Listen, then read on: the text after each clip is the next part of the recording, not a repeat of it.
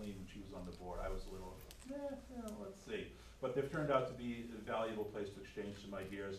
I have a couple of things that I want to bring up tonight, but we'll get to that a little later. What I'd like to do, if we could, is just start by going around the table and having everyone do a quick introduction, if we could. Chief, if it's, or Deb, if you would start. Deborah Ciccarini, Director of Assessing. Excuse me. Nancy Landry, member of the Board of Assessors. Jim Purview, Chief of Police. Kathleen Walker, Home Day Saving Committee and King Mountain Fund. Carl Eichman, Emergency Management Director. Joe Safarovich, Board of Selectmen. Bob Burnham, Bylaw Committee. Fred Pappalardo, Bylaw Committee. Stephen Sage, Board of Trustees of the Charlton Public Library. Todd Gerard, Conservation Recreation. Lisa Westwell, Animal Control and Lakes Ponds. Pete Cooper, Finance Committee. Cindy Cooper, Board of Selectmen. John McGrath, Board of Selectmen. Peter Stackis, Planning Board and Plumbing and Gas Inspector. Joe Spiewak, Water and Sewer Commission. Robin Craver, Town Administrator. And I think everybody knows me. What I'd like to do, I think what's good is if we could start maybe with Joe, go the other way, just give a brief update on what's going on with your committee or your board, and you know, a chance to everyone to get into what's happening with each group. So if you start. All right, sure. So, Are you setting a time limit on this, Rick? We usually do a 5 minute. We usually do a 5 minute, otherwise it runs till 9 o'clock, 10 o'clock. Well, I don't know if we'll need that until we get to this side of the table. I'm not pointing at anyone individually. say sure. Wow. Would you What did you do? Absolutely. We'll shoot for 5 minutes. All right, well, I'll give you back 2.5, I'm sure. So the Water and Sewer Commission's been diligently pursuing additional water customers. As you all know, we've got a proposed project going on with ExxonMobil, but we've got a stalemate with Southbridge not being able to draw enough water through the pipes. We did a tracer study a while back. Water has taken about a week to come out of Southbridge, and then it's in Charlton 3 or 4 days. So we've got to get our water turnover up, and we're pursuing the last big fish that's in the town right now, otherwise known as Masonic Home, and hoping that they will join, or at least agree to join the water when it's available, so we can get the project going. For Baypath update, Baypath had to move forward with their own cistern because they couldn't wait. We weren't able to get the extension done. So, but they have agreed to, and we still have in the project public water to them as soon as it's available. On the sewer front, business as usual, not much happening there. Things have been relatively quiet, on wood. I would like to thank Representative Goldie, who's here tonight, for her diligence in pushing through the monies for the state and getting the $6 million into the bond bill for us to go out and potentially seek our own water source. We have to make some tough decisions, but as Robin and I were just discussing, Charlton's a pretty unique case in that we're fighting pollution on one hand, we're fighting folks on the other hand who don't hook up, and so we may be in a unique situation and have to move forward with some creative ideas. What's it? Can I throw one thing out? Fire away. Half question, half statement, I guess. Sure. It's great that our friends are visiting us. And I spoke to Robin about this a little while ago. I read in the paper 3, 4, 5 weeks ago that there was some water problems up at the condos by the Sturbridge line. That's correct. Route 20 and 49. Yes. Which got me thinking that, and the article pretty much said that's state cost. That's responsibility for the salt from the state, exactly. Right. So we go there. We come a little bit further down Route 20. We have the rest areas, which the state certainly has culpability in what happened at those rest areas. We come a little bit to the other end of town, and we have the issue with the state salt barn on Route 20 by the porta keg and all of that. And my simple naive mind is saying, if we've got both ends and the middle of town at the responsibility of the state, why isn't the state doing more?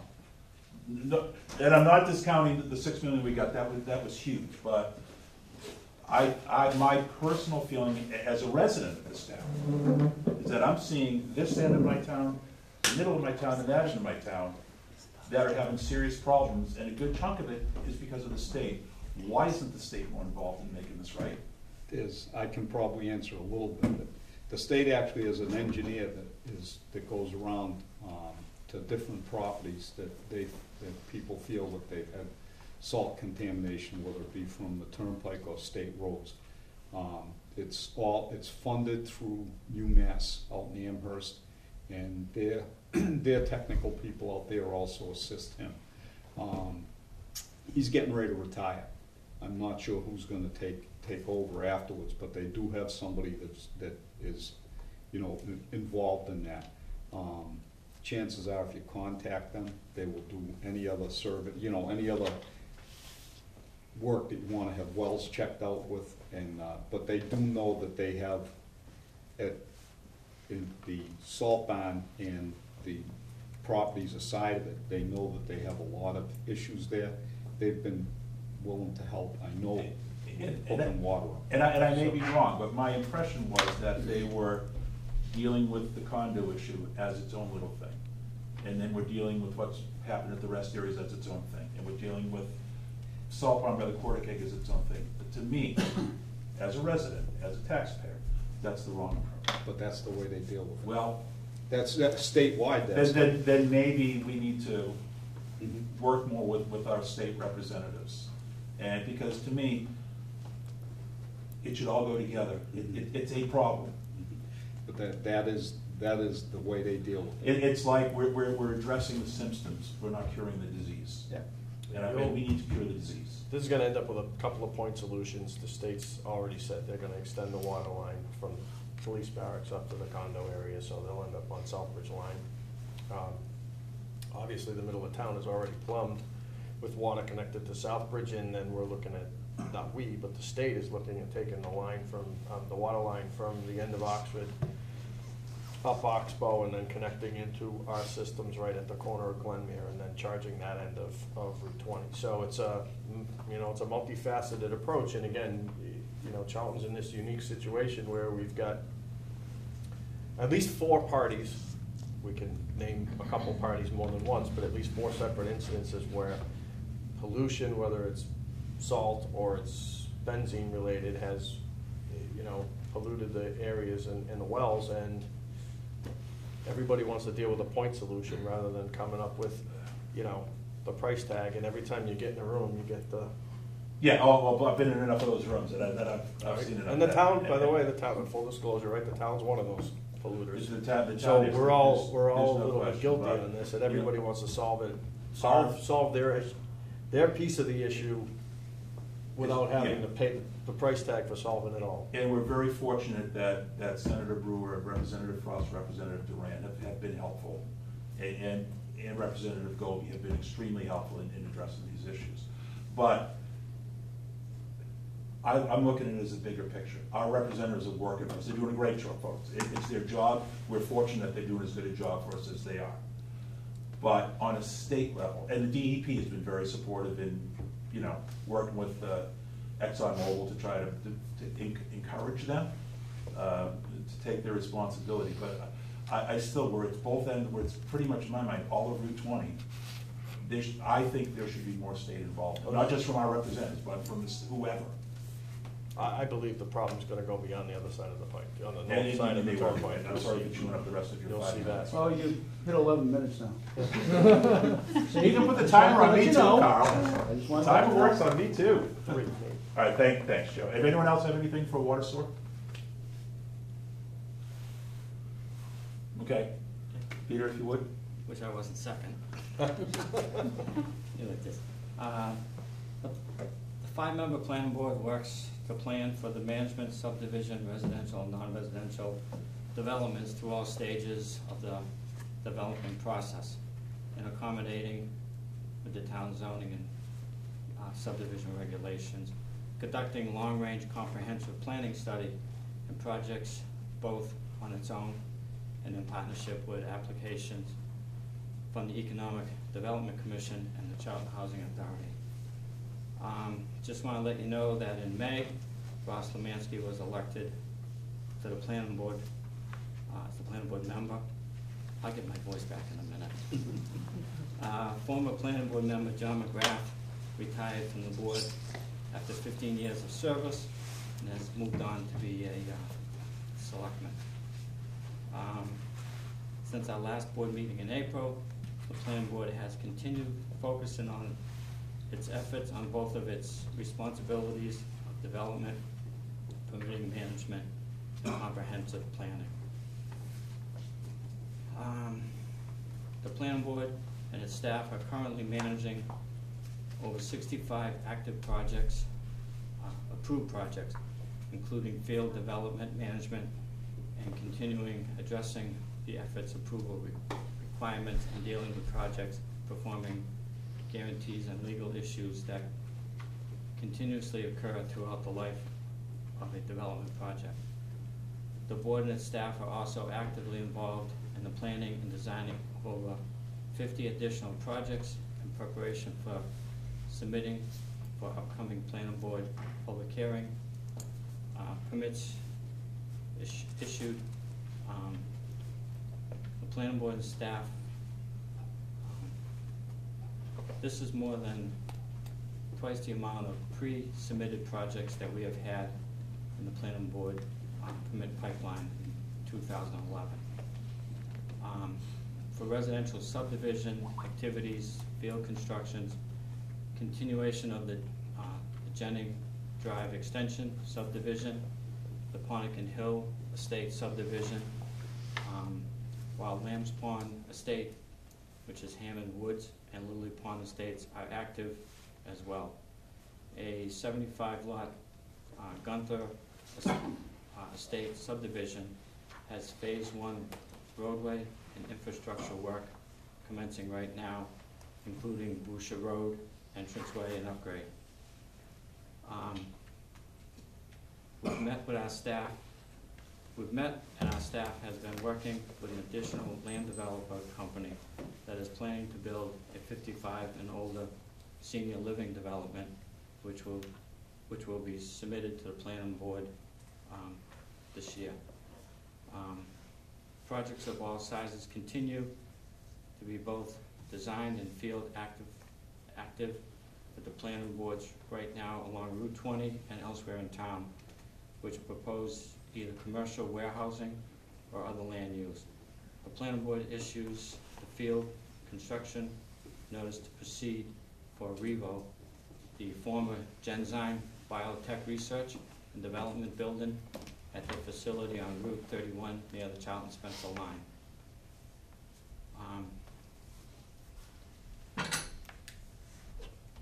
We have also had site plan approval this summer for 1 megawatt solar array for the Verizon phone building on Northside Road, and we have 3 more commercial solar array projects in and pre-application and site plan review, with more expected in the future. We continue to be field active on site plan related construction items, parking lot designs, drainage, etc. on the oncoming expansion and renovation of Bay Path School, which will include a 51,000 square foot building addition, 2 additional parking lots, and a new site driveway.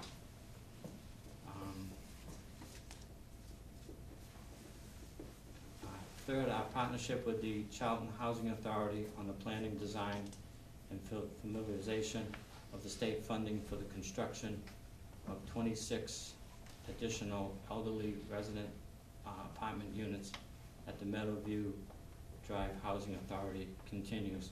We're currently working with our DHCD, recommending housing construction on development and construction for that.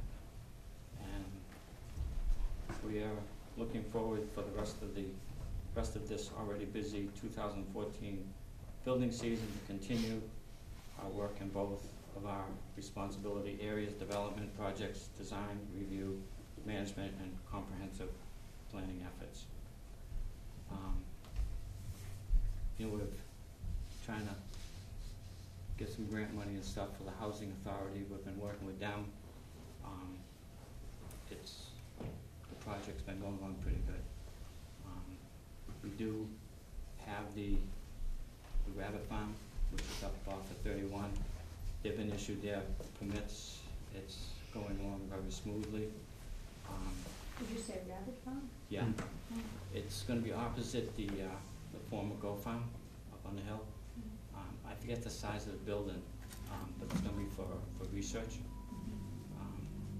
They're actually, the driveway's been cut in, the land's cleared, they've started construction already. Are the rabbits occupied? They're gonna use the milk. Is it occupied? Yeah. They're gonna be using the milk from the rabbits. Yeah, for research. Rabbits have milk? This, Yeah. too. Yeah. I suppose. Um, You know, we've got some solar farms under construction. We've renewed a couple more permits just recently on Oxford Road and the one on Carpenter Hill Road. The original developer came in, and after they started it, they sold the project to another developer, and he's been before the board, and that's been approved and continuing. And Jennings Ways, some of the subdivision projects have asked for extensions, but they're permitted. They have to renew them once a year. And, you know, we've got some people who have been to the board that want to be kept anonymous at the time for their projects too, before they feel them out a little better. You nailed that for the time. Perfect.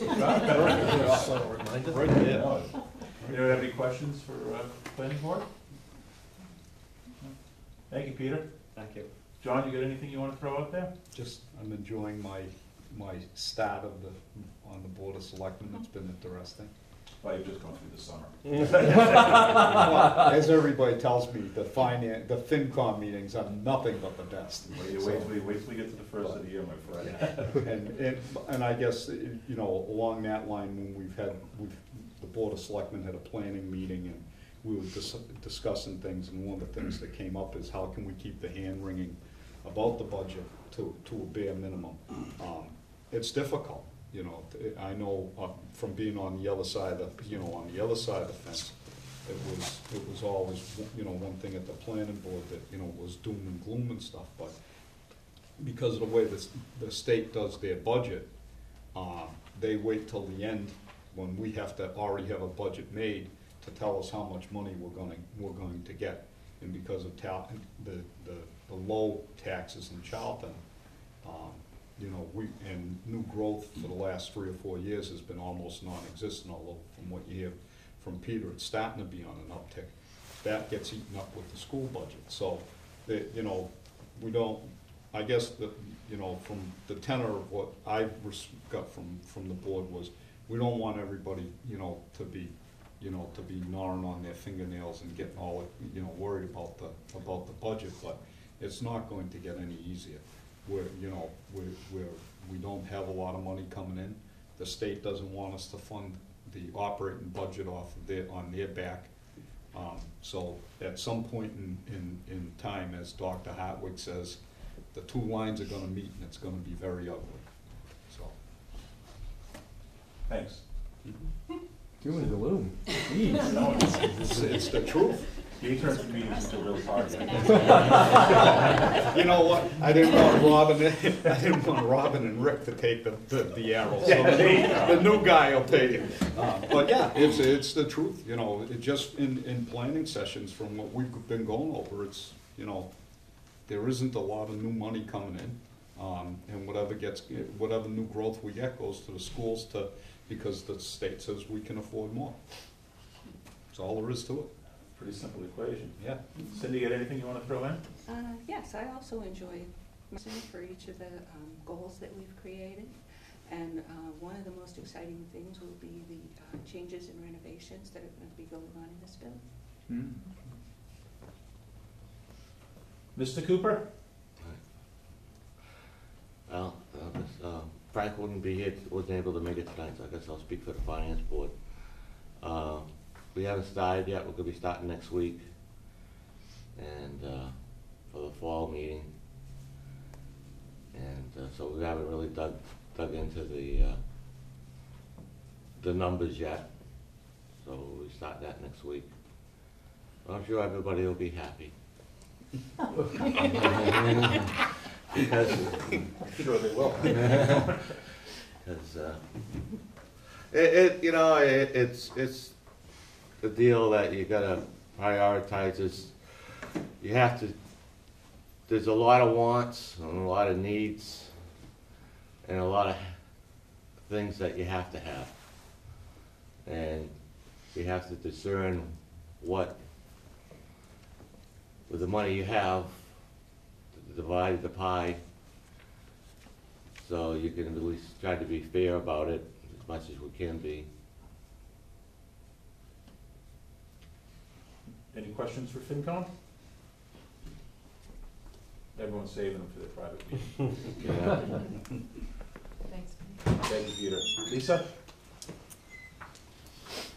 Animal control, just to give you a few numbers, we have 2,575 dogs licensed. We issued 262 FAA license citations. We have 153 of them still outstanding that we're still going after or taking to court. We have roughly 50 puppies, so we're looking at 2,770 or so dogs in town, which is a lot. We need another piece of pie. Possibly. Well, some of us won't be waiting for our own That's meeting. right. Hey, I figure, well, I got everybody's Jump here, I first, might as well Lisa. throw it out there. There you go. So the van failed inspection. We need 2 new tires, and we need 2 front tie rods. Our current budget is $3,368. Out of that comes van repairs, license and tag purchases, citation book purchases, postage for warning letters, and postage for mailing citations, and various So you have plenty of money then. sundry things. So, depending on what the van's gonna cost, just a little FYI on, that could be, I don't know, do you have a chief number? The estimate is gonna be close to $1,000. So that's about a third of And our budget. so, and then anytime that we have to pay, to euthanize an animal or what have you, so it's a very, very tight budget, taking $1,000 out of it, to whether the ACO, whether we can make it through FY15. Because, you always have, your regular maintenance with that, but $1,000 is quite significant. It's an older van, it served us well, but we have to take and do that, so, whether we would, be able to make it through, the fall, and, I didn't talk to the town administrator about it, but, the other thing is whether we would look at it in May, if we needed money to get through the remainder of the year. We can try, but just be aware. Yeah, just a little heads up, it's a big chunk. Just be aware that we're trying to get through what we have, but there's gonna be about $1,000 in there. Right. And just to, Friends of Charlton Animal Shelter is still supporting us tremendously. We have a dog at the pound right now that we're treating for a skin infection. Focus is paying that medical bill, which probably will be upwards of $400 by the time it's all said and done. They spent $400 to do our new sign, our new municipal animal shelter sign at our building, and they also expended $200 for directional signs, the blue signs with the arrows for the streets. So we got a couple sets of those that we want to be able to put out. So that's another $1,000 that Focus has expended just this year that's not coming out of our budget. So we're very lucky to have them. But the van obviously is, that's something that we're gonna have to pay for out of the animal control budget. So I think that pretty much covers animal control, and I'll take that hat off and I'll throw on my Lakes Ponds. The Lakes Ponds Committee, well, I guess, does anybody have any questions for animal control? The only one I have, Lisa, is there ever any grants or anything that you can, apply to see if you can get any extra money for, I don't know? Most of them for animal control are veterinary sort of grants, and Yeah. because we have Focus with the Lucy Fund, as far as municipal equipment grants, maybe like emergency management kind of stuff, but nothing I'm aware of that would foot the Doesn't bill apply for the under Homeland van. Security. No, well, it might. No, I'm on the council, it doesn't apply, trust me. So not that I'm aware of, but obviously if anybody knows of any or has any ideas for them, we're more than happy. We can do it municipally, or our Focus can apply for grants as 501c3. It's a little bit different how that money gets spent, but always an option. Lisa, just because I don't see anybody from the Board of Health here, okay, and I know you know the rules and regulations, animal inspections and barn inspections, what's going on with that? Do you know? You have any idea? Barn inspections take place annually from the beginning of October through the end of December. Mike Cahill from Mass Department of Agricultural, MDAR, Mass Department of Agricultural Resources, came out in May and talked to the Board of Health about their concerns with chickens and poultry being counted in Charlton. And basically the Board of Health voted to include chickens in the barn inspections this year, so chickens will be counted. And Mass Department, You're not supposed to count the chickens? you should never before they hatch. You have to count the chickens, but not the egg. That was way too easy. So, my understanding from that meeting is that the animal inspector will still have the right to do their barn inspections as they do every year under Mass General Law, and if there is a property owner who is opposed to that inspection, they will be given Mike Cahill's number with Mass Department of Agriculture, and Mike will send a state inspector out, and they will be inspected. So, that's the law. Thank you. Thank you. That was being carried out by one person, now it's a different person, so. I Yeah, thought- Ben Wilson's the current animal Right. inspector. I mean, that was their prerogative to change that, whether we agree with it or not, that they're an autonomous board, so. Yeah, that wasn't the thing. It was, I was more curious about chickens and barn inspections. So, and I know. I guess the thing after 12 months would be, to see what the annual report says, how many were done, so. And as webmaster, I did work with Lonnie, and we did post that the barn inspections are gonna happen. It's on the homepage, it's on the Board of Health page, it's on the animal inspection page. It's been sent to the papers to be published, we do that every year. So that people are aware the barn inspections will start in October, and they'll continue right through to December, and that report is due annually from the animal inspector. Will it be the animal control officer doing them now, or will it be the Board of Health? So it'll be 2 members from the Board of Health? Nope, the animal inspector will do all barn inspections. It's a completely separate position from animal control. So the animal inspector is nominated by the Board of Health and appointed by the state. So the animal inspector actually works for Mike Cahill at the state level, So the animal inspector will be doing the barn inspections? Ben Wilson, And the they'll be current animal counting the inspector. chickens? Yes. Okay. Yep. So that's changed in the last 2 years? Well, they've always counted chickens. Yeah, I know they've always counted chickens, Yeah. but usually Ann Cello used to do the barn As animal inspections. inspector. Inspector. Yeah, she held Okay. both positions. She held the animal inspection position, she did the barn inspections as animal inspector. And she did and still does hold the lead animal control officer position in town. And Ben Wilson is now serving as the animal inspector under the Board of Health. Yeah. Thank you. You wanna do lakes and ponds? Yeah, just a brief one, and then if anybody has questions, I'm sure my esteemed colleague Todd Gerard can fill in the blanks. So the committee, probably the biggest thing that happened this year was the passing of the docks bylaw, the help of the bylaw committee, and the lakes ponds. We got that bylaw passed at the annual town meeting, and it was approved by the Attorney General, so that is in effect, and that is being under the jurisdiction of the chief for the docks. The Lakes Ponds had a weed identification class to try to identify native and invasive species, what's good to see in the lakes, what's not good to see in the lakes. A lot of the lakes in town have their own weed control programs, and they expend thousands of dollars every year to treat weeds like fanwort and milfoil and things like that. So, who came? The weed identification, the state? The state. The state, the guy from the state came and gave a class. And then right now we're in the process of coordinating drawdowns for the lakes that do drawdowns. Todd would be better to fill in that part.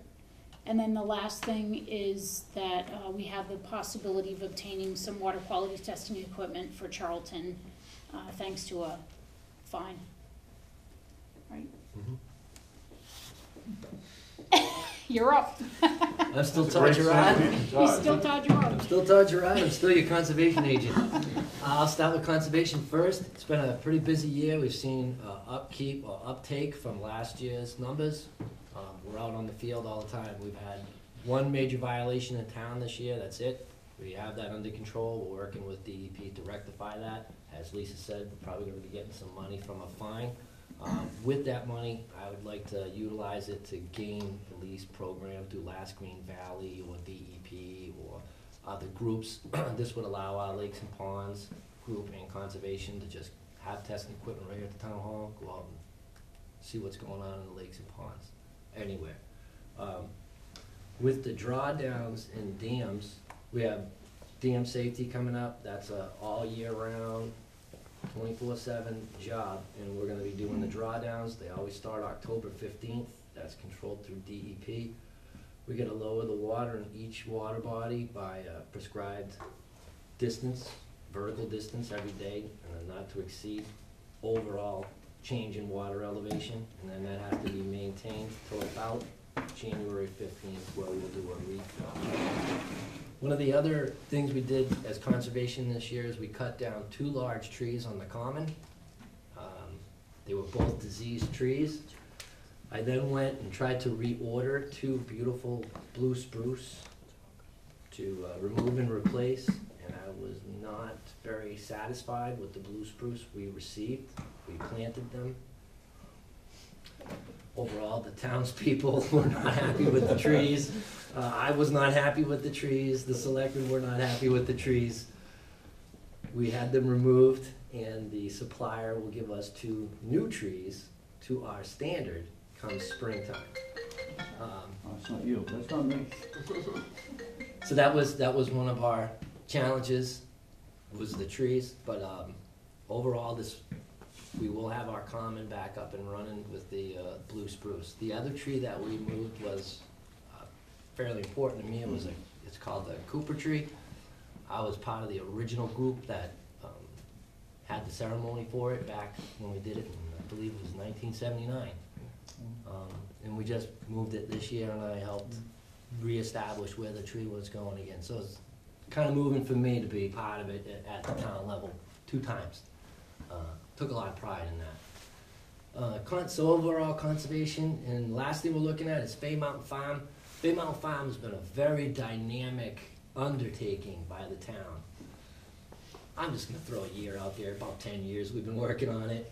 We've made some good progress in the last 3, and I think within the last 6 months, we've made some leaps and bounds, and we're just about ready to wrap this up and have Fay Mountain Farm in conformance with all of the state regulations that are imposed upon it, which is quite a few. So that's basically overall for conservation. Anybody have a conservation question? No, I just want to let people know that we apprehended 2 people that had broke into Fay Mountain Farms and stole equipment from there, and it was returned.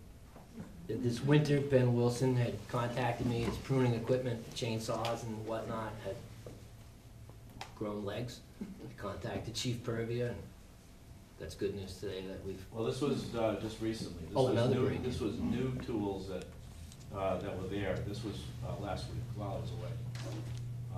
An off-duty officer from Spencer was driving through, saw people over there, called 2 duty officers. They went there and apprehended them. Outstanding.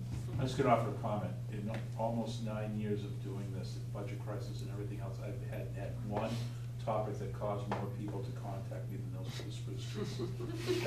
That's a fact. That's why I mentioned it this evening. I had never received as many calls about 2 trees in this town. I couldn't go anywhere in town without someone wanting to talk about blue spruce. About the blue spruce. Or lack thereof. But I'm making leaps and bounds to get them back. Any other questions for conservation? Has there been any reports of beetles that are affecting the maple trees coming into the Charlton area yet? So it's not usually maple trees that are affected, it's the Asian longhorn beetle or the emerald ash borer. So the emerald ash borer only goes after ash trees, and the Asian longhorn beetle goes after just about any deciduous tree out there. We have study points out, the state's come and put study points out across the town, but I have not received anything back that we got. So there's nothing so far recorded in Charlton? Nothing, I was gonna say, I can't say there's nothing here, we just haven't got a report of that species here. Okay. I know, I always worry about getting firewood from out of town. Right now, we, under firewood, the state of Massachusetts is in you can't get firewood in and out of the state, and certain, the Well, I don't next mean the thing. state, but from Worcester area. You can't buy take any, firewood. there's no firewood that can be moved from Auburn, Shrewsbury, Millbury, Worcester, Holden, Boylston, West Boylston, Sterling. So pretty much anywhere east of here. Dudley You in can't- that area, south? No, is Dudley's Dudley's still still good. good. Dudley, Webster, it's not down that far. Only because they school us at the state on what can be moved. So it doesn't, it's not specific to specific deciduous trees, like sugar maples are one of the many that it One of the affects. many. Its favorite trees are the maple trees. It will go into oaks. It's a very lazy insect. Yeah. It goes for the easiest trees, soft trees, birch, oak, poplar. That's good to hear. Not oak, birch, maple, poplar. And what they think is happening is they think that the beetles are getting on equipment and being transported. They have more fear of it being transported on construction equipment than they do on coming through on firewood right now. That was the last thing that we were told by USDA. Same thing, yeah, the cities. I think to get the initially it city- came into Norton's with Yeah. all their shipments, and the idea then it spread from there. Any other questions for Todd? I still got recreation hat. So under the recreation, thankfully, we managed to get all the fall ball games put on sports fields. We are behind the power curve on sports fields. I did a pretty inclusive study to try to get some sports fields this last town meeting. Apparently, we don't need them according to our taxpayers. I'm still looking forward to more locations for sports fields and also alternative ways of paying for these sports fields, such as solar energy. So right now, we did get to put all our sports, every team has a day to play and a day to practice and a field to practice on. Just you can't miss one day. So there's no time for makeup or rain days or things like that. We're gonna continue to move forward in that. Another good thing is our spring fishing is very popular in the town of Charlton. Probably one of our more popular events, and we're gonna start a fall fishing. Same pond, Snow's Pond. I got some money. People are donating money to put trout in the pond. So that'll bring people to two things. One, bring them to the pond to fish, learn about water quality, and also bring them to our town farm and get them to utilize that space. Thank you. If there's no objection, Deb and Nancy have another meeting they have to go to, so I'm gonna go out of order and let the Board of Assessors go if we could do that. Let me introduce Nancy Landry. She is a member of the Board of Assessors and learning by every meeting, I guess under fire sometimes. But the Board of Assessors are the only board that I know that have to be accredited. They have to be certified by taking courses at the Department of Revenue, 2 different courses before they're able to sign a recap, before they're able to certify the values. So with that, we are in a revaluation year. This happens every 3 years. Department of Revenue has been all over my office, has been all over the town, randomly looking at my data, physically going out to properties and looking and making sure. Our main mission, our main objective is to have fair and equitable values all through the town. And Charlton is pretty unique. I mean, it's pretty challenging. You don't think it's I think it's a sleepy little town, but, you know, we have a dog hotel, we have solar farms, we have a power plant, we have Mass Pike, Route 1, 9 lakes, you know, still some significant residential growth where other towns in the Worcester County area have been really stagnant. You know, we're starting to slowly see it bubble back up again. And, you know, you're right when you're talking about growth has been stagnant in the years of $400,000 to $600,000 a year in new growth when we were one of the top 10 Worcester County towns growing. Now we're lucky if we're $150,000 to $200,000. But those solar fields, the ones that are taxable, not the ones on the residential roofs, those are exempt. They're bringing in some significant money so far. It's about $12,000 to $15,000 per megawatt.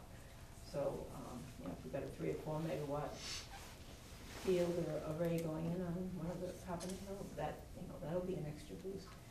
So, it gets pretty challenging. There's 6,500 parcels of real estate right now. We're about $1.4 billion in total taxable value. About 600 parcels of personal property.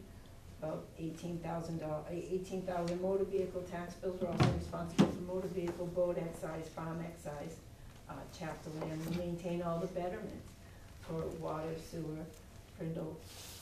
If people apportion those betterments.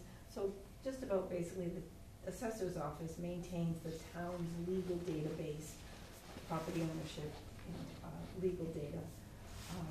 We have GIS now that we use pretty extensively in the office. It helps, you know, all the overlays of information onto the assessor's maps at a single view. We're able to export those electronically. It just makes life a lot easier doing a butters list, and we thank the public for you know, putting up some money for that several years back. So I think that's about it. What's happening? Any questions for the Board of Assessors? With all that, I don't think you're gonna have people running up asking to join the board.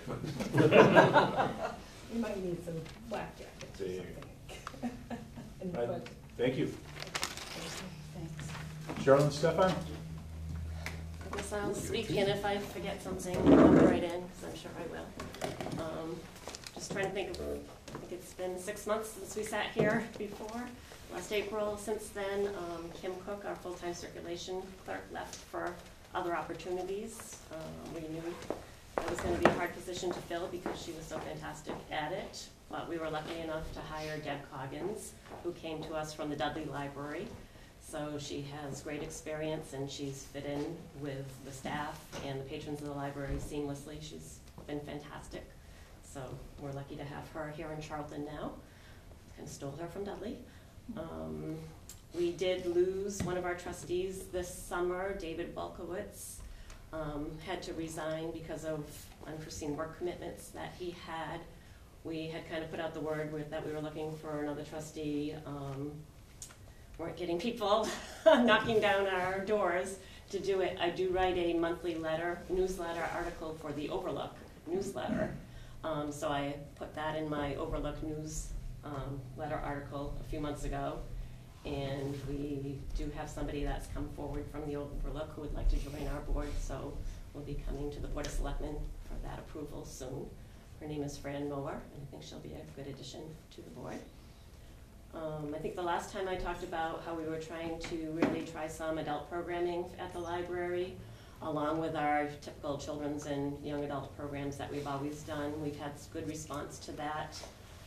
This summer we had a hypnotist show at the library, which was a lot of fun. I can see Drew laughing up there because he was there. And it was quite a rollicking good time. One of our staff members actually got hypnotized, so that was kind of fun to watch, along with other people. What else? We have a couple coming up in the next couple of weeks. On October 7th, we have Haunted Lighthouses of New England program happening, and on October 16th, I believe it's a Thursday, we have a program about rare and old books and his name escapes me right now, I'm sorry, but he's been on the Antiques Roadshow, but he'll be talking about the value of old and rare books, and you can actually bring your own books in and he'll appraise them for free for you, so that should be fun and interesting. The date? October 16th. That's at 6 o'clock. It's a Thursday. What else? Been working for months on my long-range plan for the Mass Board of Library Commissioners, which is a plan for FY15 through FY19 for the library. That was approved by the Board of Trustees at their last meeting, sent it into the state last week, and actually sent it to Robin to forward to the Board of Selectmen and the FinCom. For their perusal and fun reading, I'm sure. What else? summer reading was a success as always. The adult program continues to grow. We had about 500 children participate in the children's program, about 100 teens, which was good. Kind of a funny story is we get all our prizes that we raffle off or give away from donations. And one of the prizes that we had in the adult program was somebody had donated a brand new sewing machine. And we were like, oh, maybe limited audience for people who want a sewing machine, you know, as their prize. But it turns out that there's an 84-year-old gentleman who comes into the library at least twice a week, had put all his tickets that he earned, you get one ticket for every 100 pages that you read, into the sewing machine because he really badly wanted to win it for his wife. And lo and behold, he won it, and when my staff member called to tell him that that's what he won, he actually started crying. He was so happy. So those are the stories that I really like because they really show that, you know, we're making a difference individually to people as well as in big groups. Well, my tickets. Stefan didn't win anything, sorry. What else? The chiller. The chiller, oh thank you. How could I forget the chiller? It's only been on my brain for how many years now? Trying to forget the chiller. The chiller. Thanks to Senator Brewer and Mrs. Spiewak, who's sitting over there tonight, who helped immensely getting that grant funding in. We got money to finally start our chiller noise abatement project. We have been waiting for Charlton Fence most of the summer to get the time to do it. Obviously, it's their busy time of the year, fence company. Just this past week, actually last Thursday, they started putting in the fencing for the chiller. And if you go by there now, you'll see, what is it, 12 feet tall fencing around. We're just waiting for the final, so we can do the final measurements once the whole fence is up, and then we'll be ordering the noise abatement material. So that's a great relief for the neighbors of the library as well as for us. Yes, that's been an issue for a long time. Any questions for the library? I just want to lodge my formal complaint against No Yoga Mondays because Thursday doesn't work. Oh, all right. That's actually that's a great complaint to say because our schedule did change just a couple weeks ago, where we're no longer open on Mondays, and we did have Monday yoga. We are open on Fridays instead, so we're Tuesday through Saturday now. Honestly, it's been 2 weeks. We've been slow on Fridays. I think the word is not maybe getting out that we're open on Fridays yet. I'm not sure how many people come on Mondays when we're not there, but it's what it is. Is it still the same 2 nights? This still the same 2 nights we're open. Yeah. Our 9:30 to 5, which was Monday, is now on Friday instead. And we are reopened on Saturdays again. We were closed on Saturdays for the summer. So we're open 9:30 to 3 on Saturdays. Thursday and Friday? So the nights are... Tuesday and Thursday are the nights. We close at 5 on Friday. Okay. Thank you. Fred and Bob from Bylaws? Well, we got the bylaws into the hands of General Code. We went through a review of them as they were written, and they're now in the hands of General Code. And I heard today that the preliminary printing is coming to us, so we'll at least get to see one copy before they go into mass printing. So we're looking forward to getting that. Our goal for the year is, once we get the bylaws, to start going through them systematically and seeing what could be changed or what might need to be changed. In the meantime, what we're doing, and we just actually started, we jumped in with both feet today, with the Personnel Board, starting to look at the bylaws that are coming in front of the special town meeting this year. What we try to do, we're not giving our approval or disapproval, but we just want to make sure that they're going to fit into what we've just done, to kind of go through and clarify how the bylaws are written, to kind of get rid of a lot of ambiguity that was in some of the old ones. And the personnel bylaw is going to be a challenge, because the way it has to be handled to make it very clear, and there's a lot of question on how to do it. So it's going to be a good beginning for us for the year. But hopefully we're getting more people that are bringing bylaws. I know Planning Board has a couple of bylaws that are going to be up before us. And what we'd like to do is have a meeting with the different boards to just kind of look through their bylaws, what they're kind of proposing in the town, just so we can kind of get a feeling that it's going to fit in with how the bylaws have been done. So we're actually looking forward to newly codified bylaws back from general code within the next month or two. I'd only add that I still remember a question at a meeting of this type in this room where one gentleman asked, "Are there any bylaws that are obsolete now?" And as we go through, I will honor his question and keep it in the back of my mind. Any questions for the bylaw committee? Thank you, gentlemen. Joe, you got anything you want to throw out? Sure, I'll be brief. It's an honor working with John and Sydney. It's been a real pleasure so far. We had a great time setting our goals and objectives for this upcoming year. I will defer to the chairman and the town administrator to talk more about that. Personally, my goal, again, for this year is now my second year, working my second year. I still want to meet with all the committees, so if you want to show me anything, educate me on anything, talk to me about anything, please, I'm here to make sure, I'm here for everyone.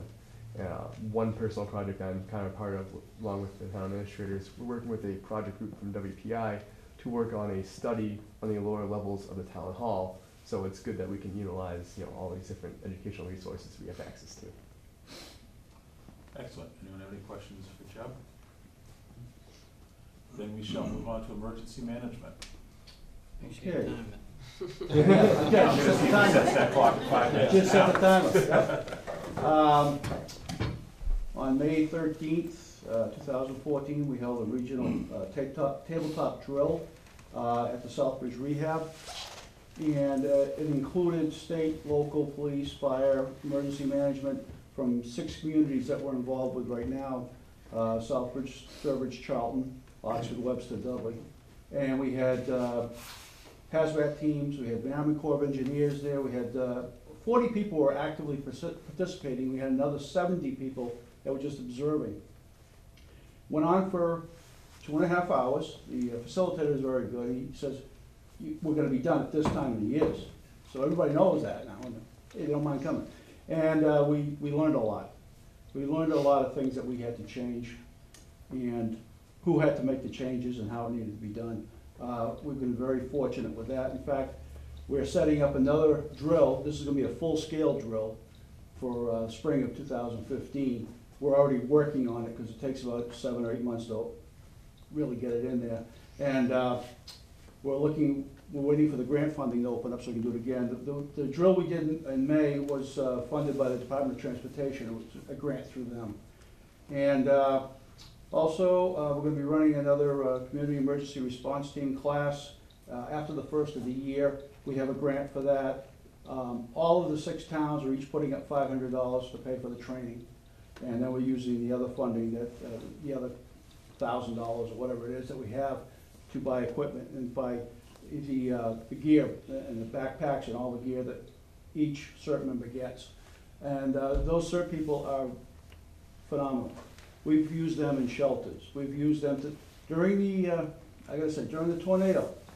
I was, June 1st, 2011, I was in the hospital. I just had major lung surgery. MEMA's calling me, and Mass Emergency Management, that is calling me and says, how's Charlton doing? I said, how's Charlton doing with what? He says, tornado. I said, what tornado? I was, still pretty medicated. And I told him who to call, and he called, and then he called Terry Goff, and then she got the word out to our CERT members. We were sending them to Southbridge and Sturbridge to help with traffic control, help with all different kinds of things. These people are phenomenal. Like I said, there's nothing so strong as the heart of a volunteer. These people are great. In fact, some of our CERT members last Sunday went to a drill put on by the MBTA and the Mass Department of Transportation, and it was a disaster drill involving a train, and it was in Acton, Mass, and they wanted to go, so I said go, and they pay for their own transportation and do everything else. Great people. Let's see, we were also held training in town for any of the departments that wanted to attend on the Everbridge mass notification system. We're able to set up different folders where you can just go into that folder, open it up, and then you want to transmit a message to those people, you can just put it. Chuck Cloutier, the chief of the fire station, he has set up all his different groups and everything else. All you do is pick up the phone or just bang out a text message, and it goes out to the people, and it will keep going to those people until they get notified. So if they have down, if they wanna get notified by text or by email, by cell phone, by home phone, whatever it is. We paid for that emergency notification system with a grant in part of my emergency management budget this year. The grant's probably not gonna be there for next year, and if we get everybody on board that we wanna get on, we're probably gonna have to find a way to fund it. $6,200. You want some pie? Don't they all? But we will continue to look for grants to do that. And it also is a big help to anybody who has an emergency message to get out. It will go to every single person in town. In the tax bills this year, we are sending out a notice on how to go online to sign up for this emergency notification system. It's going out in 6,100 tax bills, so more than, we should hit everybody. Except for people, and the people in apartments and whatever, we're gonna get the word out through cable access, through whatever we have to do. So we are working on that, and that should be coming to fruition probably in January when the tax bills go out. We should be getting a lot more in. Let's see. And then, over the summer, Robin had set up through Maya, through our insurance company, had funded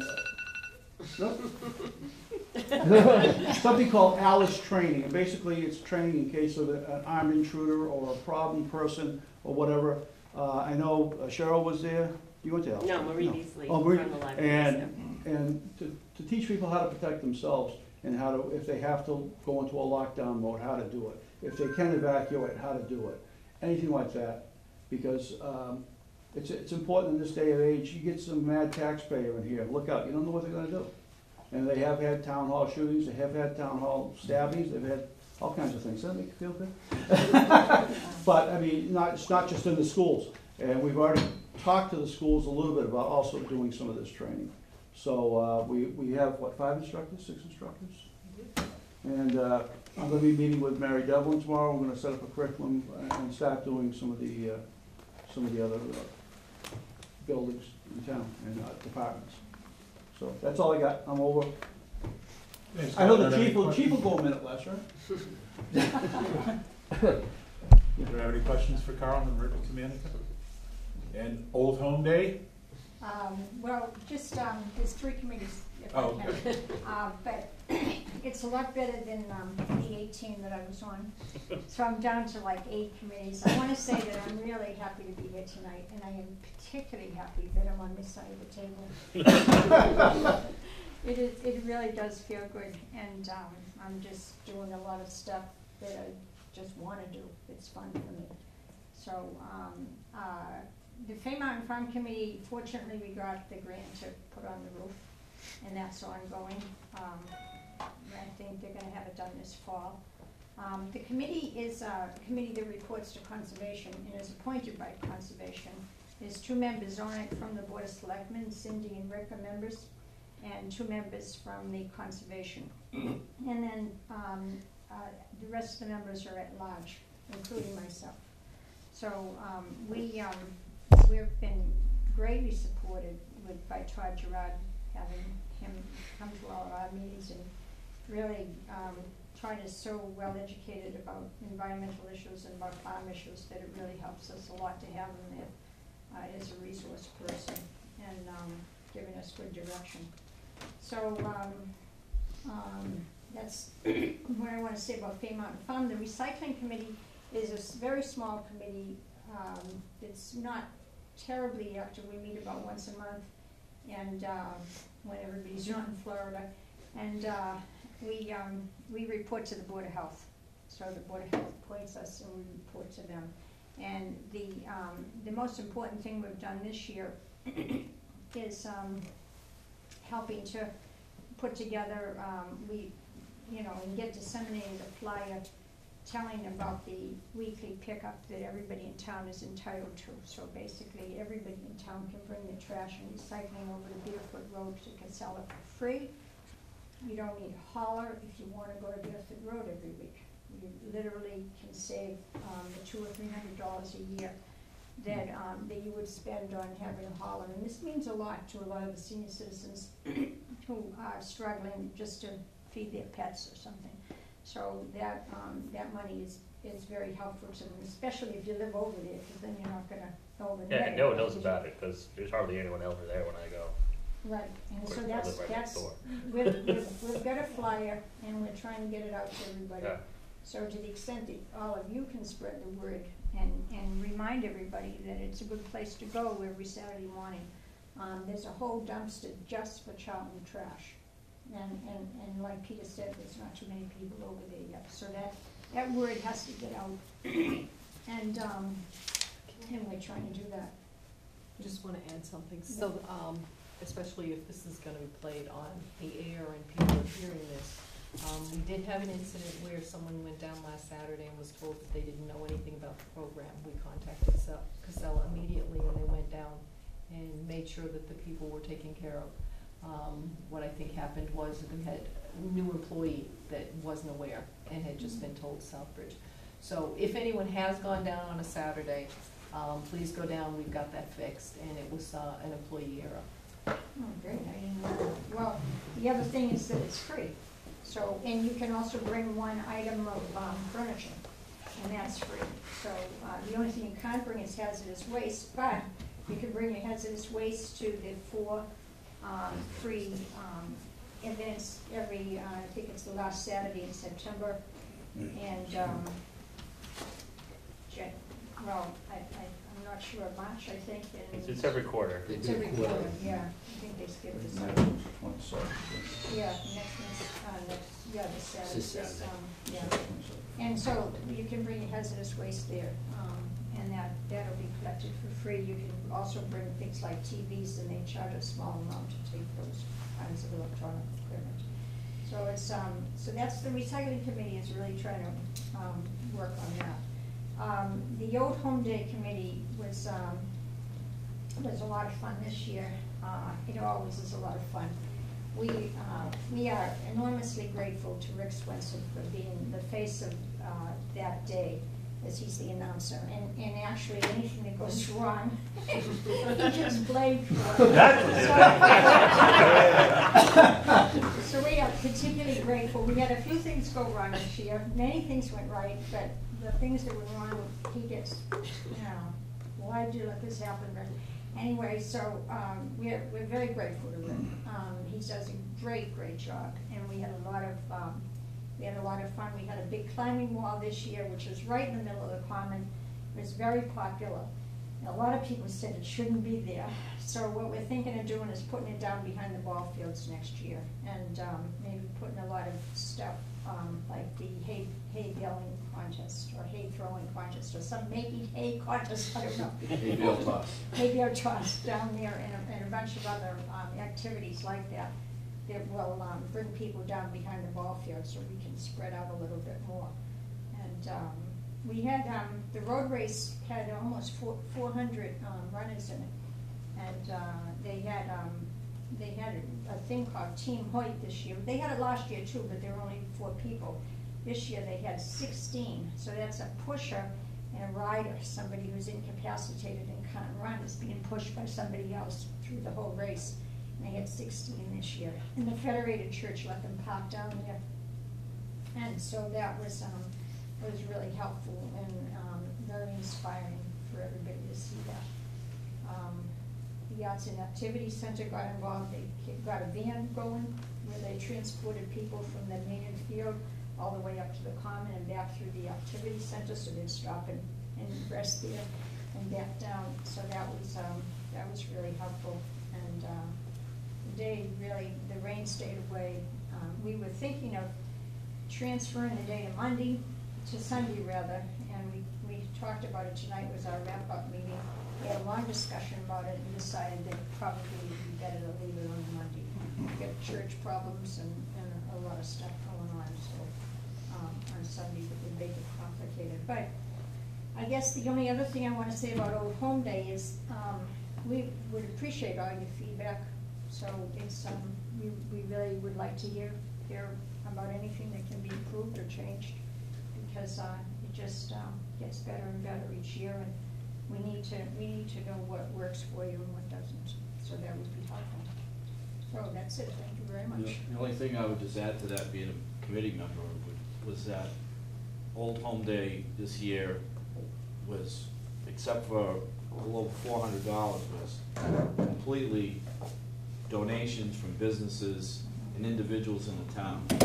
And there were the businesses and individuals stepped up, and without that, we would not have been able to put on Old Home Day and pay for everything that we had to. So it was really, really amazing how people came forward. So.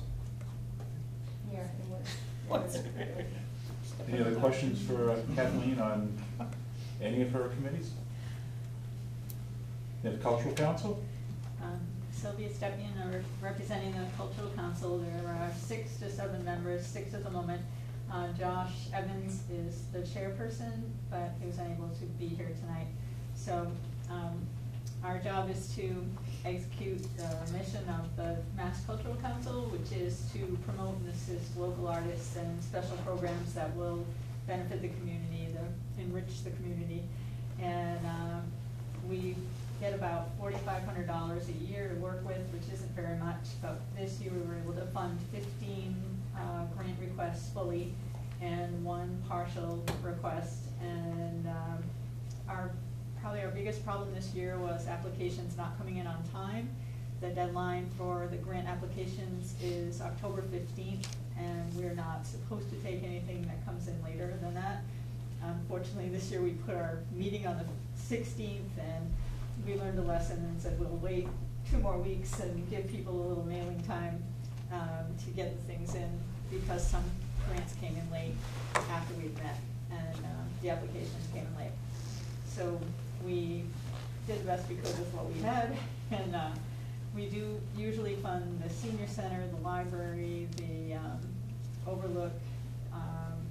Anything from the town gets funded first before we consider the other areas, and quite a few programs that come in, grant requests, are for our community and a neighboring community. So we put those kind of the second step and go with the Charlton request first.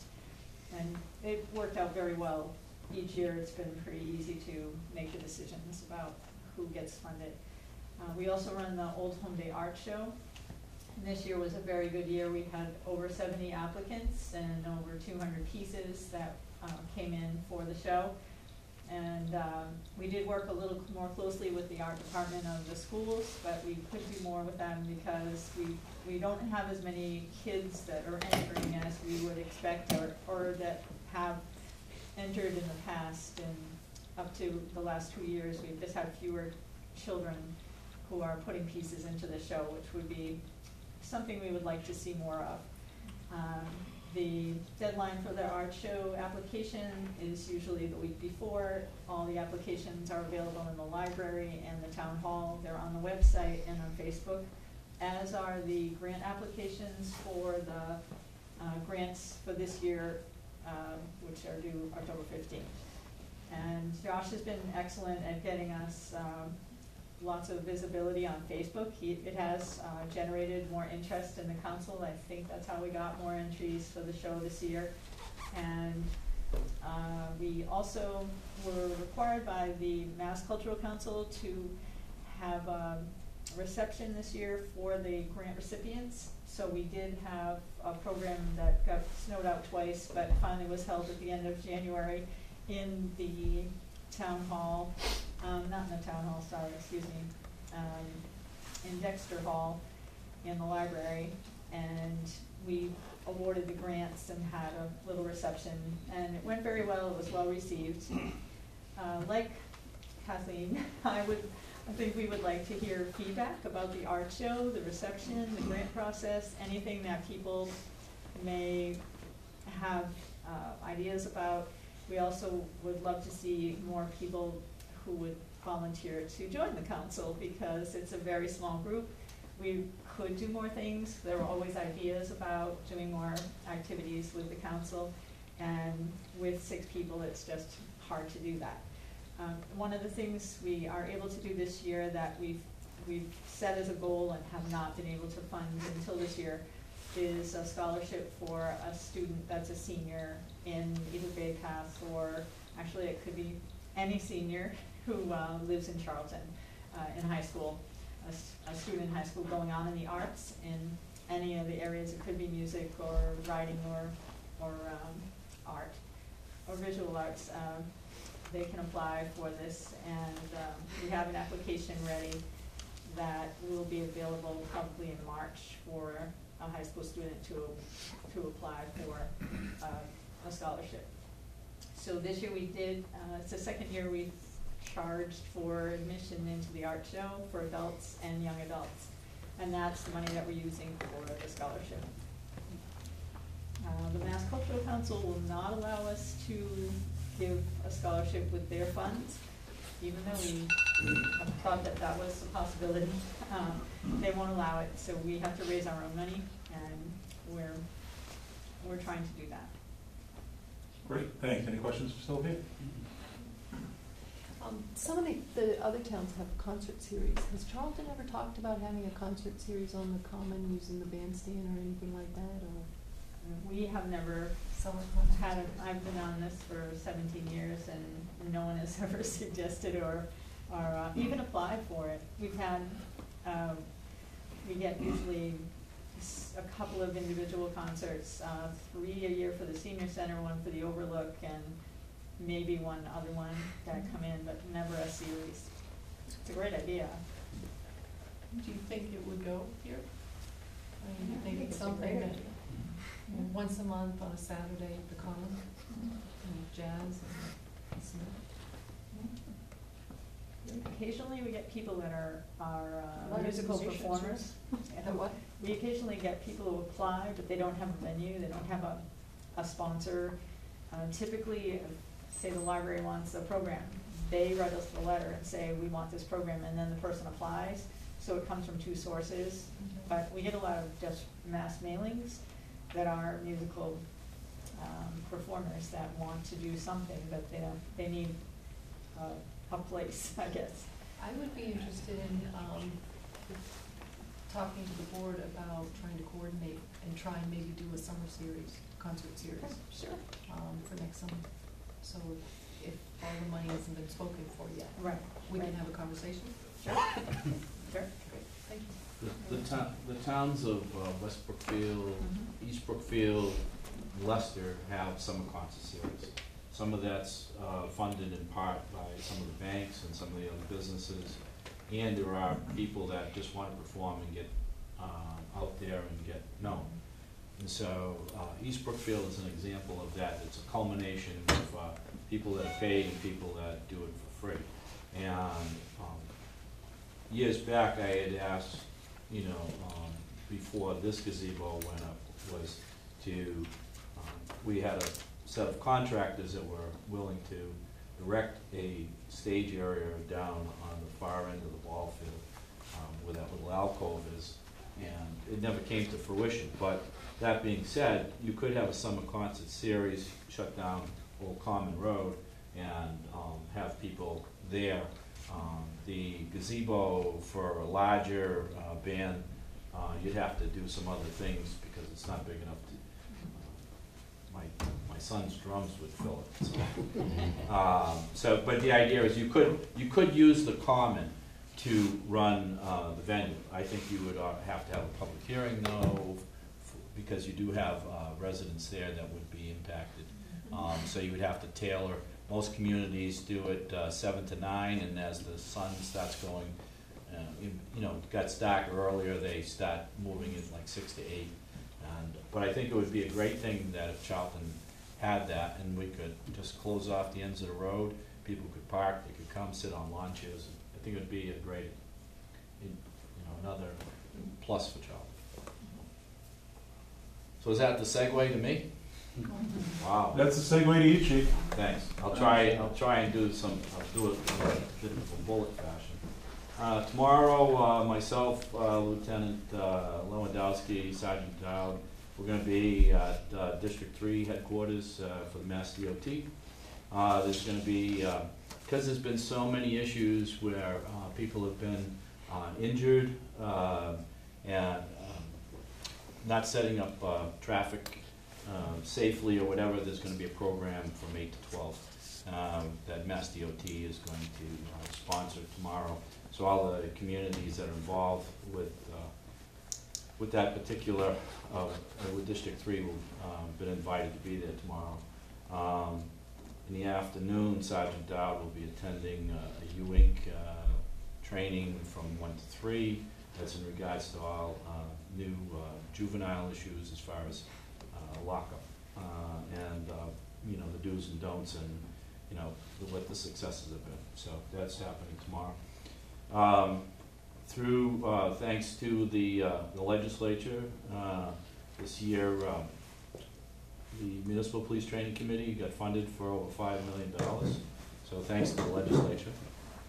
And because I'm on the State Training and Ed Committee, and we were after them. So what that means for the Charlton Police Department means that some of the funding that the local department, you know, tax dollars had to bear out, a lot of that we're going back to in-service training actually at the academies. And one of the things that is being funded is this leadership series that the FBI puts on. Last year we were able to do 2 series for the supervisors, and this year is the 3rd leg of it, and we're not having to pay for that. Actually, our training, because we got in early, we're going to be doing it over in Sturbridge. So that'll be for my supervisors. This Saturday, we have the drug take back with the DEA, so anybody that has old prescriptions, come to the Charlton Police Department between 10 a.m. and 2 p.m. And we will take that, and then we will go to the Millbury Barracks, and they will take it, and then it goes off and it's incinerated. This year, for the first time, in speaking with you know, Select Board, Town Administrator, and the Finance Committee, and I just I want to give some acknowledgement to Peter Cooper Sr. We refurbished one of our existing cars through a program through Stoneham Ford. That car, instead of it only cost around approximately $15,000. You know, the whole powertrain, seat, struts, and you know, a lot of different things are all refurbished, and we hope to get, it was a 2010 Crown Victoria, and we hope to get a lot more years out of that. And so instead of going with a completely brand new vehicle, so we were fortunate we got a new vehicle, which is an SUV, Cruiser 22. You'll see that out there, but by doing that, instead of being $90,000, it was $60,000. So putting our heads together, we accomplished keeping the fleet rolling over, but also keeping the tax dollar, we're being conservative. Working with the town administrator, currently right now, the fire chief, and we're looking at going back to look at the regional dispatch issue. Pluses, minuses, we've got some a lot of information as far as costs, you know, to the town, and we're working to put that all together so that way we have an idea, you know, whether we go regional or we say standalone, and that. So initially it was a survey. Not a survey, a study done by the Collins Center, but actually now the new director and Webster Police did a very comprehensive spreadsheet. You know, right now the town of Dudley has joined them, and they're looking at Charlton and Oxford, you know, to join as well, and you know what that would mean, and so we're looking at that and what the face of the department would be for our day-to-day operation. So it's nothing that will happen overnight, because we can't even, if we decide to go that way, we have to apply in the spring, and to so it's probably a 12 to 24 month you know, waiting period if we decide to do that. We've also, you know, thought of the idea, and we looked at, you know, whether we would regional dispatch with the town of Southbridge. But so we're discussing those issues. Our lead dispatcher, and I work with her, Penny Ryan, you know, approached me about there was a special state 911 leadership grant for for lead dispatchers, and only a select few were chosen. And we were fortunate. We put the grant together, and Penny did the majority of the work, and we received a $10,000 grant so that she can go to advanced training to help train our dispatchers and be a leader in the area. And so that's a new grant this year. Mass DOT Highway Safety Division, I wrote the grant. We got $7,500 for additional highway enforcement for seat belts, drunk driving, aggressive driving. So that there's 5 periods during the year when we do that. The last one was over the Labor Day. Lieutenant Lewandowski and working with dispatcher Penny Ryan, we got 2 other grants, which is a state 911 support grant, which is a little over $36,000, and a training grant a little of $10,000, so a little over $46,000 to help us defray the cost of training and running operations at the PD. I was just contacted prior to going away on vacation. I just received an email on Monday offering Charlton to be Charlton PD to be a host community for additional ALICE training. I haven't spoken to the town administrator. It's the first time I'm telling her about it. And that if we hosted, we would get 2 free seats. And they've had, the company has reached out to the schools, which has not done the ALICE training. And today I was with the district attorney's office and a lot of the educators, and it appears that we will be moving forward to try and do that training with the schools. Where we're going to do the training, whether it'll be at one of the schools or whether the library. But anyways, so we're looking to do that, and so that's going to be coming forward. I have to fill out the application and then get the date set up for that. We are working with the schools right now. We did one today, a stay in place over at Charlton Elementary. The schools are required by law to have a safety meeting every year, and but since Sandy Hook and other events, we're doing regular drills, just like a fire drill. We're doing regular emergency drills. Emergency management, police department, fire department, we're all joining with the schools to make sure that those go off. And we critique each time that we do it, what went well, what staff person, maybe didn't lock a door like they were supposed to, or do what have you. And obviously the ALICE training, if that comes to fruition, gives you the alternatives, whether people actually stay within the buildings, but as just another option. Speaking about the Everbridge system, we started setting up all our groups and that. Terry Goff, was working with Penny, and we were doing all that, getting that all set up. Currently, Terry's not there, so temporarily, and but I spoke with my former lieutenant, Carl Eckman, and he is going to be coming in to pick up the band where Terry left off, and so we can get that full up and running. I do want to mention, going back to the cruises, you see more black and white cruises. One of the things is that as we get vehicles replacing, we are going to a black and white color scheme. So it's not there's another town patrolling. It's just that it takes a long time without paying money needlessly up front and painting all the cars over. So as we replace cars, it'll be going to the black and white scheme. You probably see a new officer in town around, full-time officer that came to us from Southbridge, Brian Cadron. He came in after we had an officer retire under a medical disability. He's a former military officer. He was a sergeant, very well received by the department. He's been doing a great job for us.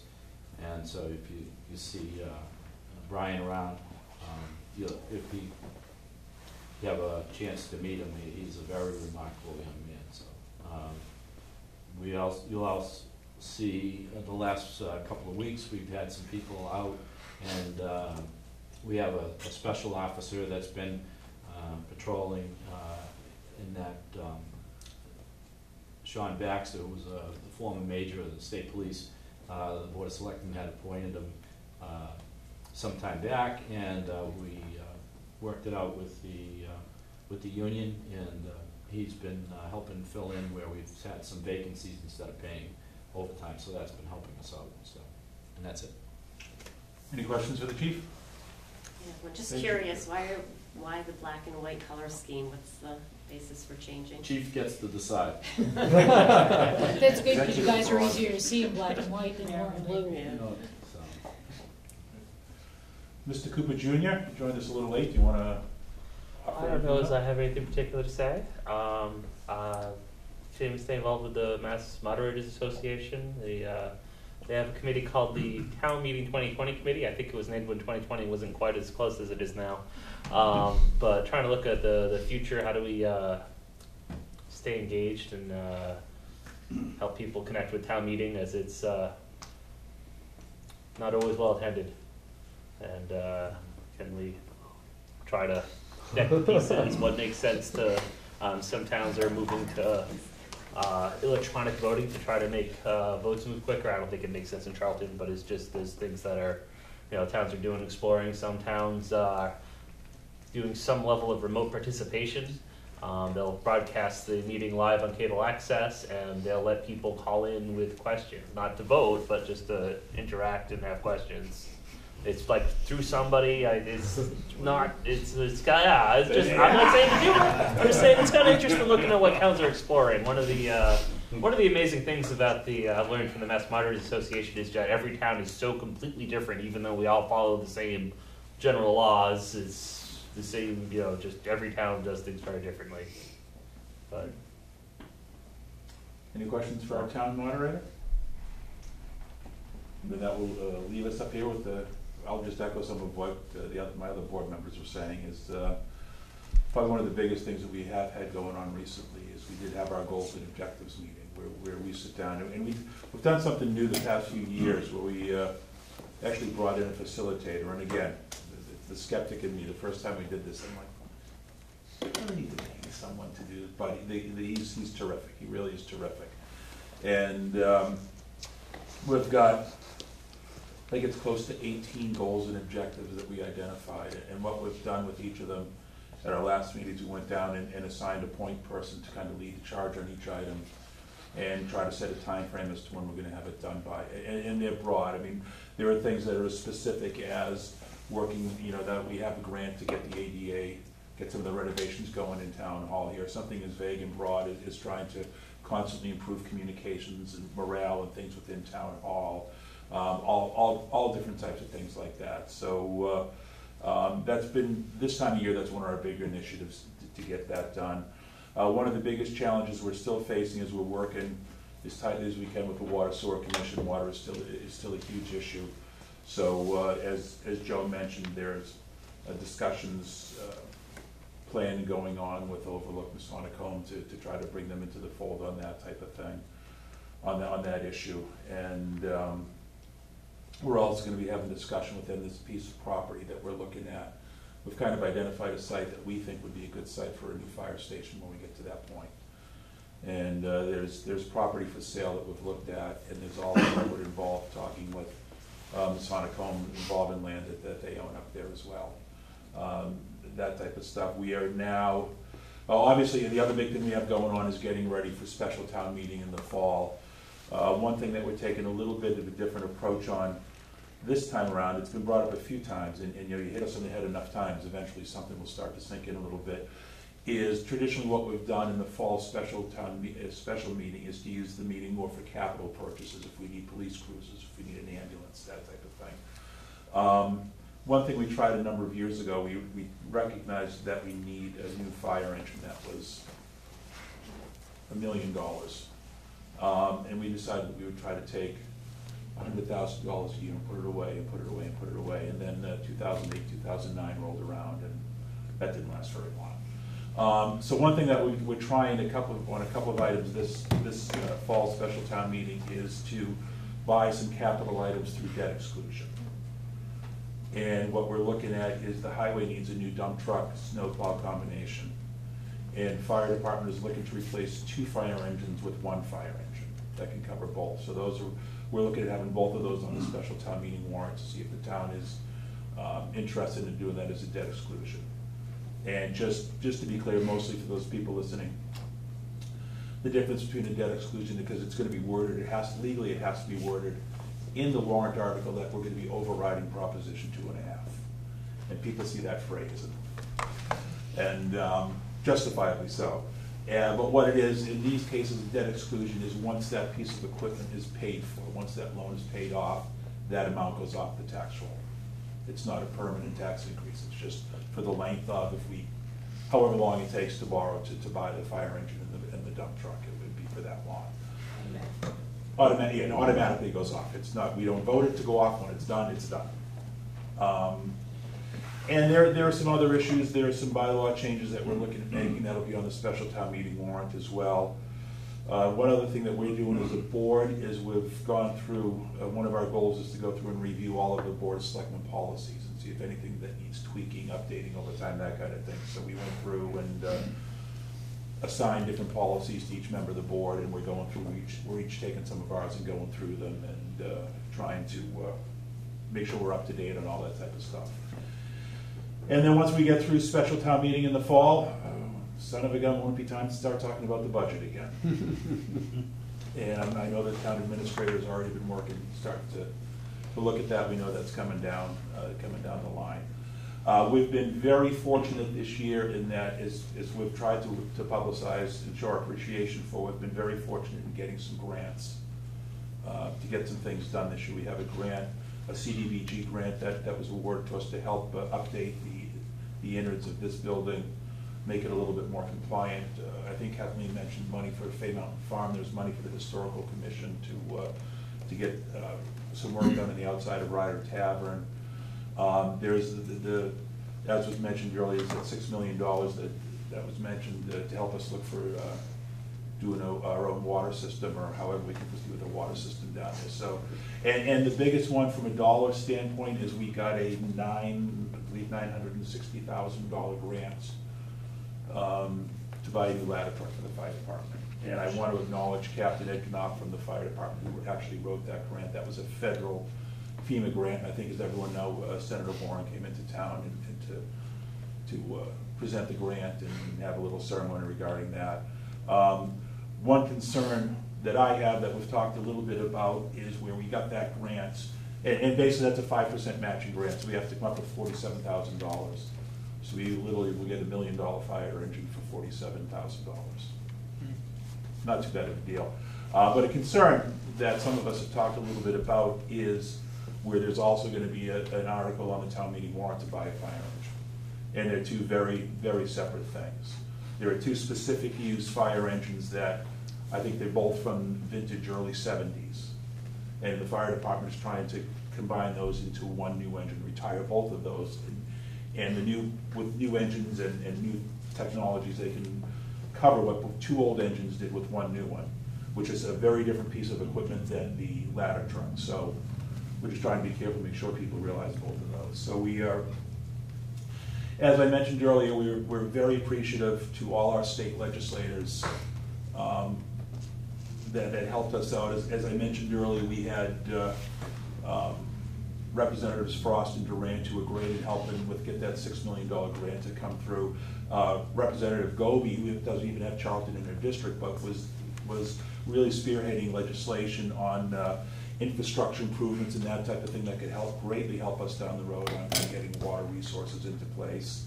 And Senator Brewer, he went out with a bang and was proved to be the good friend of Charlton that he always has been. So that's the bulk of it going on our board. I don't know, Robin, if you have some stuff you want to. Oh, and I asked you this morning.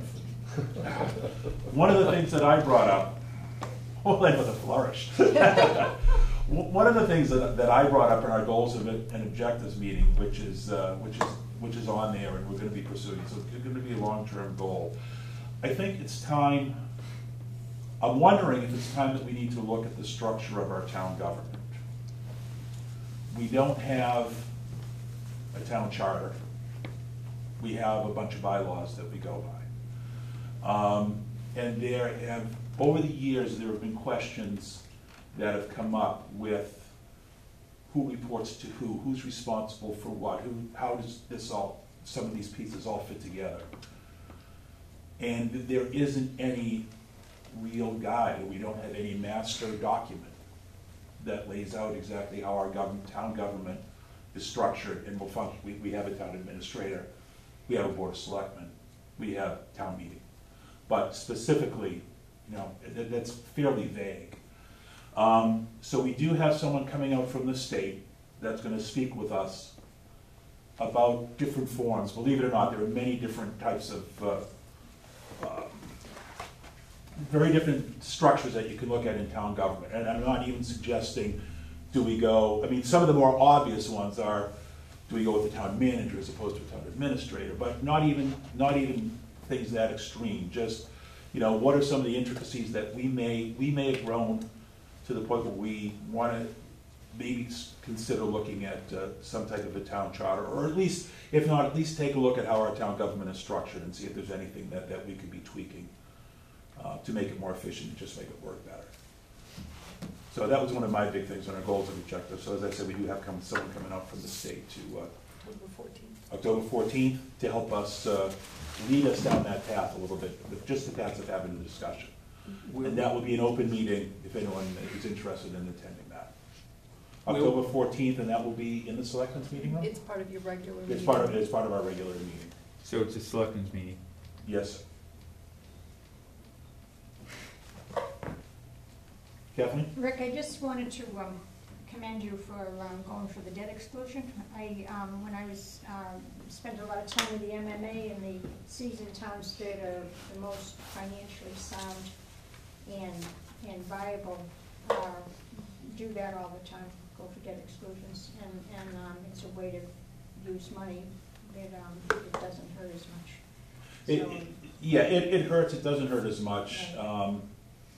It gives people the opportunity, and thank you for the comment, it gives people the opportunity to say, yeah, I think we need a fire engine, I'm not so sure of a dump truck, or yeah, we need a dump truck, I'm not so sure about it. So it gives people, lets people be very specific about where they want their tax dollars being spent, and for how long they'll be spent, and exactly what they'll be spent on. So I think I agree, I think it's a step in the right direction, and we'll see how the town feels about it. So if anyone else has any questions for the board, or town administrator, if you have anything else you want to throw in?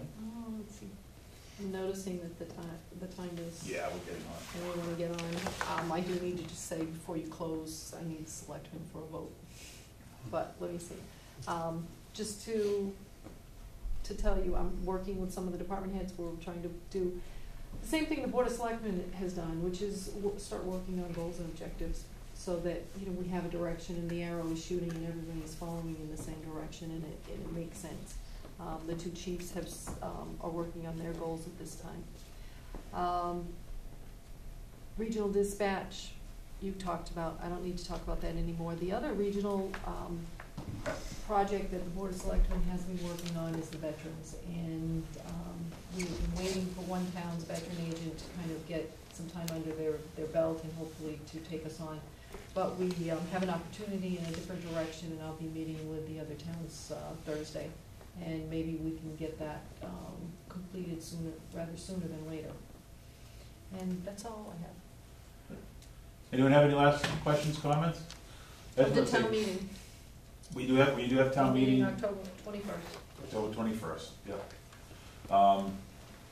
We'll talk more at a later date, but I was interested in a couple of things you said about getting people to town meeting.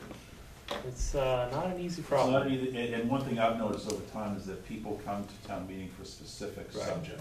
Mm-hmm. So how you structure the warrant, you can really play with who you're going to have around at different times with different votes. Some towns pull out of a hat which order they do things in at the meeting, just so that No, to try to trick people into staying but longer. it's something that that I've noticed more and more over years, and would like to get away. See that change. And it's really an extension of just interest in town government in general. It's this, everyone here wears 3 hats, as they were mentioning. Yeah, exactly. Fred? We had last fall around this time, the bylaw review, we were on TV for 5 weeks. Our purpose was to try to get people involved in town meeting, to explain to them how it worked. We polled the different towns. We find out that we're really right in the middle. They run about 1% attendance. Sutton had 3%. We think they were giving pizza, but the reality is we're really getting so some towns do that. Yeah, we're really getting 1 to 2% is all, and we tried. We tried really hard. We had 1 call-in, thanks to Kathleen. But in 4 weeks of doing it, it's really hard to get people interested in it.